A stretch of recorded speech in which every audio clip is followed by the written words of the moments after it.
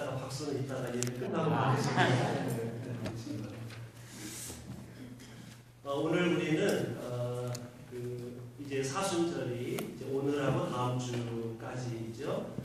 오늘 성서일과에 나오는 저 유명한 요한복음 12장에 나오는 나사로의 동생 되는 베다니에 사는 마리아가 보관해 두었던 마치 결혼할 때까지 보관해 두었던 그 귀한 나드, 향유, 옥합을 깨뜨려서 예수님의 발에 부어드리는 그 유명한 이야기를 오늘 우리가 함께 읽었습니다. 그런데 이와 비슷한 이야기가 마태복음에도 나오고 마가복음에도 나오고 누가복음에도 나오고 또 오늘 우리가 읽은 요한복음에도 나옵니다. 그러니까 복음서의 4개의 책에 이와 비슷한 이야기가 전부 다 나온다는 이야기는 이 이야기가 영적으로 굉장히 중요한 메시지를 우리에게 가르쳐 주는 것을 가리킵니다.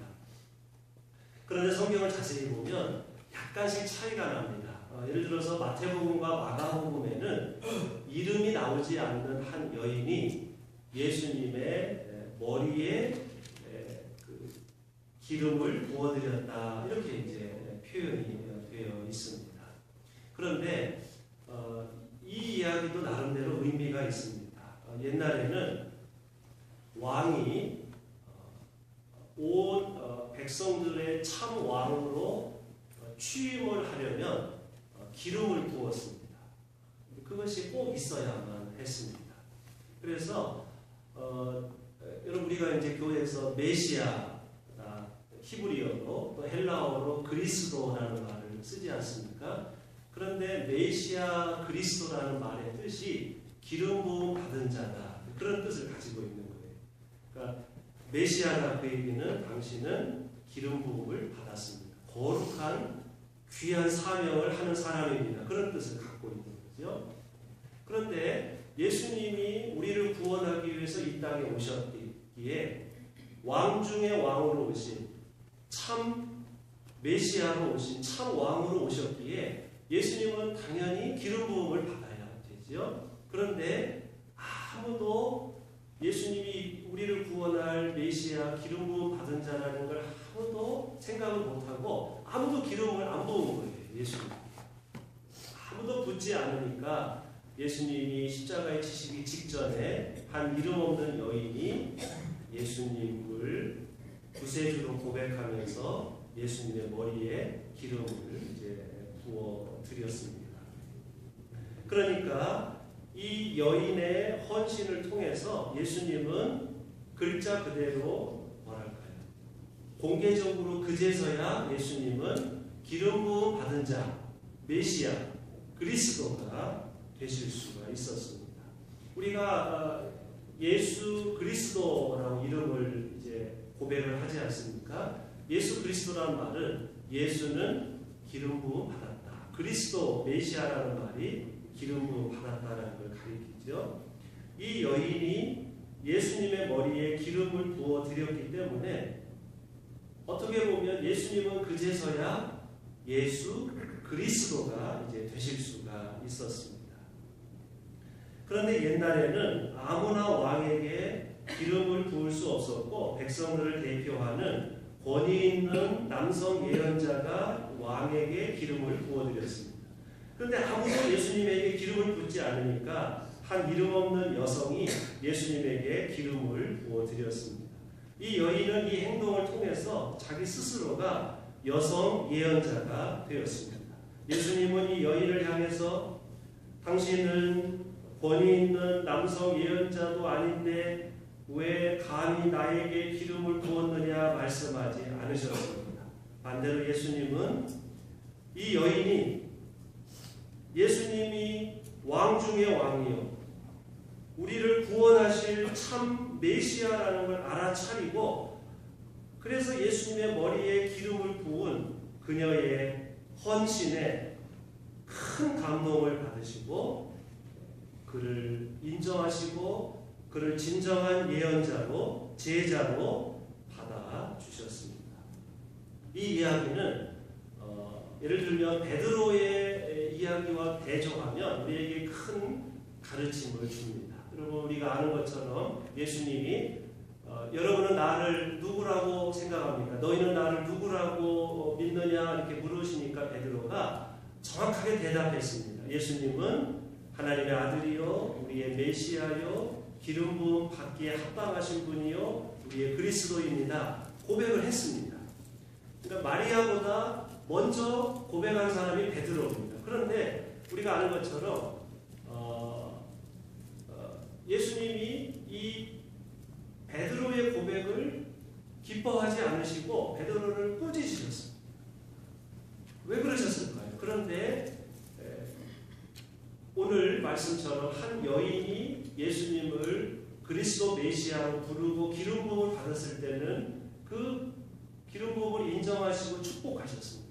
왜 그랬을까요? 그것은 베드로가 입으로는 주님은 그리스도 메시아라고 말을 하지만 실제로는 예수님을 영광과 출세의 그리스도를 생각하고 고난과 섬김의 그리스도를 생각하지 않고 예수님이 내가 십자가를 진다고 하니까 베드로가 화가 나서 예수님을 꾸짖으셨잖아요. 이런 베드로의 그 마음을 아시고 그렇기 때문에 베드로의 고백을 받지 않으신 거죠. 반대로 이 여인은 예수님이 누구이시고 우리를 위해 고난받으시고 섬기기 위해 이 땅에 오셨고 우리를 위해 십자가를 지시는 참 메시아라는 것을 정확하게 알고 그리고 그렇기에 주님은 기름 부음을 받으셔야 될 만한 분입니다 라고 생각하고 기름을 부어드렸기 때문에 예수님은 이 여인의 헌신을 기뻐 받으신 거죠. 이런 관점에서 보면 예수님의 마음을 정확하게 알고 예수님을 따라가는 진짜 제자 중에 제자는 베드로가 아니라 바로 이 여인이 진짜 제자라는 것을 알 수 있습니다. 뿐만 아니라 이 이야기는 기름 부음이 일어난 장소를 우리에게 이런 가르침도 줍니다. 보통 기름 부음은 이스라엘의 예를 들면 예루살렘 성전, 다윗이 지은 성전에서 기름 부음이 일어나는데 오늘 말씀은 저기에 나오는 것처럼 저 베단이라고 하는 아주 예루살렘 외곽의 시골에서 나사로의 집에서 이 기름 부음이 일어났다는 거지요. 다윗은 화려한 성전에서 대제사장에 의해 기름 부음을 받고 권력을 얻고 영광을 받았습니다. 다윗도 기름 부음을 받았습니다. 다윗도 메시아입니다. 하지만 예수님은 성전 앞 베단이 초라한 한 여인의 집에서 기름 부음을 받고 우리의 구세주가 되셨습니다. 다윗은 화려한 성전에서 환호와 간채 속에서 왕이 되었지만 예수님은 고난을 앞두고 근심 중에서 왕이 되셨습니다. 따라서 오늘 말씀은 우리를 구원할 수 있는 진정한 메시아는 누구인가? 궁궐에 있는 다윗인가? 아니면 저 베다니 집에 있는 예수님인가? 우리는 누구를 따르는가? 권력인가? 섬김인가? 누가 우리를 구원할 수 있는 메시아인가를 오늘 말씀은 우리들에게 묻고 있습니다. 자, 마태복음과 마가복음에서는 한 이름 없는 여인이 예수님의 머리에 기름을 부어서 예수님이야말로 진정한 그리스도, 기름 부음 받고 우리의 메시아라는 걸 알렸다고 했습니다. 그런데 오늘 우리가 읽은 요한복음에는 내용이 약간 다릅니다. 요한복음은 이 이름이 나오죠. 나사로의 동생 마리아가 베다니에서 예수님의 발에 기름을 부었다고 이렇게 기록을 했습니다. 왜 발일까요? 발에 기름을 부었다는 거에는 아마 이런 뜻이 있을 것입니다. 첫째로 마리아는 예수님의 몸 중에서 그 냄새나는 그 발을 축복하기 위해서 기름을 부어드렸습니다. 여기서 예수님의 발은 행동, 실천, 섬김, 사랑을 아마 가리킬 것입니다. 근데 요한복음은 이 발을 주목합니다. 이제 이 사건이 일어난 후에 며칠 후에 목요일에 예수님은 목요일 식사를 하시고 제자들의 발을 씻겨주시는 말씀을 우리가 알지요. 그러면서 제자들에게 너희는 서로 섬기는 사람이 되라 이렇게 말씀을 하셨습니다. 옛날에는 하인들이 주인의 발을 닦았습니다. 그런데 선생이신 예수님이 제자들의 발을 닦아주니까 제자들이 깜짝 놀랐습니다. 그래서 주님은 이렇게 말씀하십니다. 주이며 선생인 내가 너희의 발을 씻겨주었으니 너희도 서로 남의 발을 씻겨주어야 한다. 내가 너희에게 한 것과 같이 너희도 이렇게 하라고 내가 본을 보여준 것이다. 이 말씀도 요한복음의 말씀입니다. 내가 너희의 발을 씻겨준 것처럼 너희도 서로 섬기는 사람이 되라고 말씀을 하셨습니다. 사람의 신체 중에 가장 더러운 곳이 발 아닙니까? 하지만 이 발은 섬김과 실천을 가리키기 때문에 그래서 마리아는 죄인을 찾아가시고 걸어가시고 십자가를 향해 묵묵하게 걸어가시는 그 발을 축복하기 위해서 마리아는 이 발에 기름을 부어드렸습니다. 그런데 오늘 말씀에 가룟 유다가 아주 유명한 가룟 유다가 여기에 이 사건에 끼어들어서 이제 이런 유명한 말을 하지 않습니까? 이 가룟 유다가 이 장면을 보고서 저 기름이 300데나리온인데 하루 일당이 100데나리온이니까 거의 1년 임금에 해당하는 저 300데나리온을 팔아서 가난한 사람들에게 주면 좋을 텐데 왜 저 기름을 저렇게 낭비하는가라고 가룟 유다가 이렇게 말을 했습니다. 그런데 요한복음은 이렇게 해설을 했습니다. 그가 이렇게 말한 것은 그가 가난한 사람을 생각해서가 아니라 그는 도둑이다. 늘 돈자루를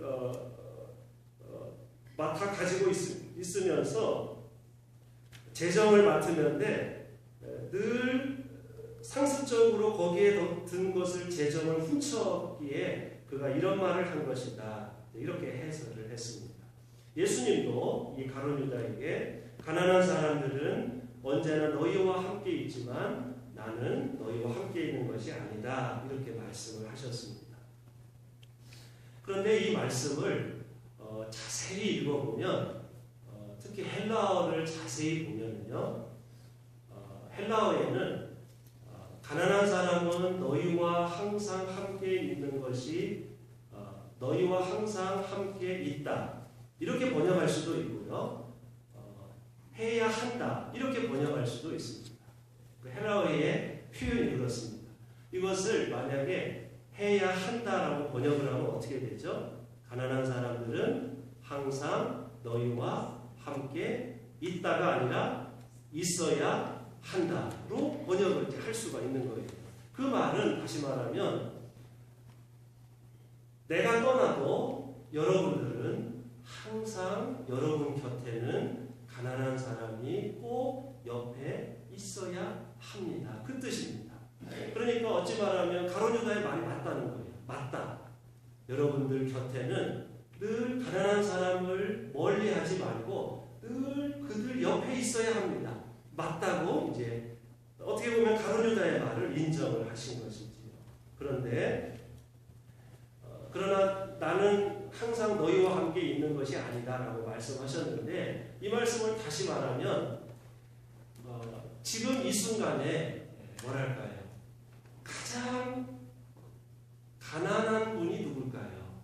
예수님이 아닐까요? 지금 이 순간에 가장 힘드시고 가장 괴로우시고 가장 가난하시고 가장 슬퍼하시는 분은 누구실까요? 십자가의 길을 이제 바로 앞에 두고 있는 주님이 적어도 이 순간에는 가장 가난하시고 외로우신 분이지요. 그러니까 마리아는 아무도 예수님을 알아주지 않고 십자가의 길을 걸어가시는 그 예수님의 마음을 정확하게 알아보고 가장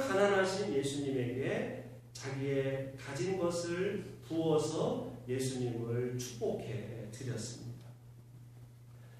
가룟 유다처럼 가난한 사람을 도와줍시다 라고 말하는 것은 쉽지만 마리아처럼 지금 이 순간 가장 가난한 분을 위해서 옥합을 깨트리는 그것을 실천하는 사람은 쉽지 않습니다. 말도 중요합니다. 우리가 말을 해서 상대방을 가르치기도 하고 다른 사람을 설득하기도 합니다. 말도 필요합니다. 그러나 아무리 말을 많이 해도 그것이 발로 실천하지 않으면 아무 소용이 없을 것입니다. 예수님은 공생애를 사시면서 가난한 자들을 찾아가시고 그들을 먹이시고 병자들을 고치시기 위해서 발로 걸어 다니셨습니다. 마리아는 가난한 사람들의 친구가 되시고 한평생 사랑과 섬김을 발로써 실천하시는 예수님을, 그리고 지금 이 순간 가장 가난하신 예수님을 보면서 축복하는 의미에서 옥합을 깨트려서 그 예수님의 발을 닦아드리고 부어드리고 드림으로써 예수님의 삶을 축복해 드렸습니다. 두 번째로 마리아는 왜 예수님의 발에 기름을 부었을까요? 그것은 예수님의 시신의 기름을 붓는 것을 상징적으로 보여줍니다. 예수님의 장례를 준비하기 위해서 마리아는 아마도 주님의 발에 기름을 부어 드렸던 것 같습니다. 그런데 여러분, 우리가 요한복음 12장을 읽었는데요. 그 앞장 11장을 보면 예수님이 죽은 지 사흘 지난 마리아의 오빠 나사로를 무덤에서 일으키시는 그 이야기가 요한복음에 나옵니다. 그런데 이 11장과 12장이 연결되어 있습니다. 예수님이 죽은 나사로를 살리니까 예루살렘의 종교 지도자들이, 사람들이 예수님을 따르니까 그때서 종교 지도자들이 저 예수를, 죽은 자를 살리는 저 예수를 그냥 놔두면 안 되겠구나. 그래서 예수를 죽이자고 결정을 합니다. 다시 말하면 예수님이 왜 죽으셨을까요? 여러 가지 이유를 설명할 수 있는데 요한복음에 의하면 다른 사람을 살렸기 때문에 예수님이 죽으신 거예요. 요한복음에 의하면 예수님이 왜 죽으셨느냐? 죽은 나사로를, 사랑하는 나사로를 살렸습니다. 그랬더니 그 대가로 살려준 예수님이 죽게 되었습니다. 다른 사람은 살리고 자신은 죽는 것이 예수님의 삶이었습니다. 즉 예수님의 십자가를 한마디로 표현한다면 우리를 살리고 그리고 대신 주님께서 죽으셨다고 그렇게 말할 수 있습니다. 옛날에는 시체를 매장할 때 기름을 발랐습니다. 마리아는 그걸 알았습니다. 저 주님이 우리 오빠는 살려주고 대신 주님은 죽는구나. 그거를 마리아는 알았습니다. 그래서 오라버니는 살려주시고 대신 죽음의 길을 걸어가시는 예수님을 바라보면서 감사하고 또 슬퍼하는 마음으로 주님의 죽음을 준비하는 마음으로 그의 몸에 기름을 부어 드렸습니다. 사랑하는 여러분, 오늘 말씀의 결론입니다. 마리아는 세 가지 행동으로 주님을 감동시켰습니다. 첫째로 마리아는 기름을 부어드림으로써 예수님을 최초로 예수님이 기름 부음 받은 자, 메시아, 그리스도라는 것을 세상에 알려주었습니다. 둘째로 마리아는 발에 기름을 부어드림으로써 예수님의 섬김의 행동을 축복해 드렸습니다. 셋째로 마리아는 예수님의 죽음을 준비하면서 오빠는 살리고 자신은 죽으시는 예수님을 보면서 거룩한 낭비를 실천했습니다. 예수님은 아마도 그 순간에 돈을 계산하는 가룟 유다를 향해서 이렇게 말씀하지 않으셨을까요? 유다야, 유다야, 너는 그렇게 돈을 계산만 할 줄 알았지, 너는 단 한 번이라도 가난한 사람을 위해서 뜨거운 사랑, 거룩한 낭비를 너는 단 한 번이라도 실천한 적이 있었느냐?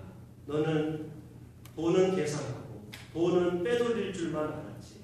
그리고 입으로만 저 돈이 300데나리온인데 저 돈을 바꾸면 얼마고, 그렇게 입으로만 계산할 줄 알고 입으로는 가난한 사람을 돕자고 말을 했어도 언제 한 번이라도 마리아처럼 그런 불타는 전폭적인 사랑하는 사람을 위해서 뜨거운 헌신을 너는 언제 한 번이라도 해본 적이 있느냐? 아마 예수님은 가룟 유다에게 아마 이렇게 물으셨을 것입니다.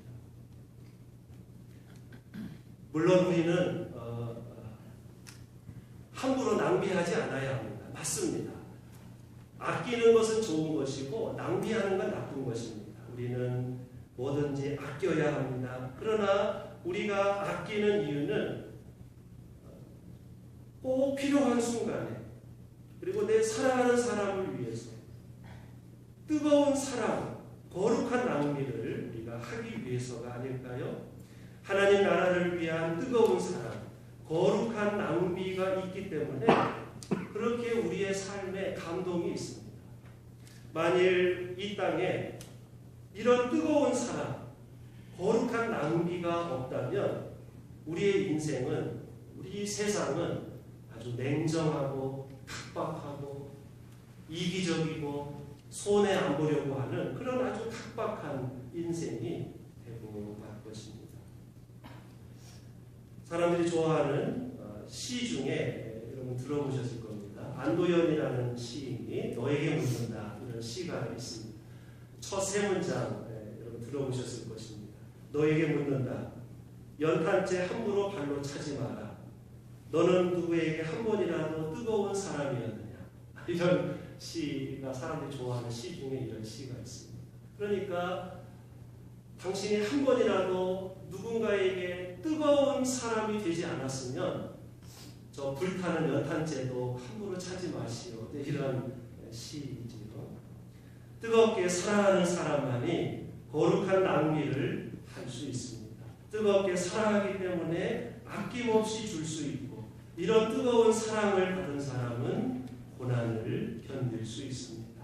뜨거운 사랑이 고난을 이깁니다. 오늘 말씀은 성경에 나오는 이야기 중에서 가장 아름다운 이야기 중에 하나입니다. 예수님은 복음이 전파되는 곳마다 이 여인의 이야기도 함께 전파될 것이라 말씀하셨습니다. 우리가 복음을 전할 때, 예수님을 전할 때 이 여인의 이 헌신의 이야기도 꼭 같이 전하라고 주님은 말씀하셨습니다. 이 여인은 하나님 나라의 기쁨이 무엇인지, 뜨거운 사랑이 무엇인지, 거룩한 낭비가 무엇인지를 우리에게 보여주었습니다. 사랑하는 여러분, 지난 주일에 우리가 성서일과에서 보았던 누가복음 15장에 나오는 그 이야기, 자식을 위해서 아낌없이 아버지가 사랑하는 자녀를 위해서 기뻐하고 재산을 탕진하고 잔치를 벌이는 거죠.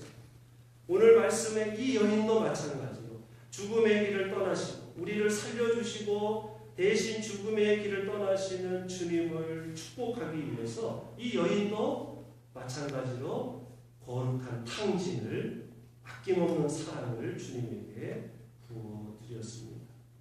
이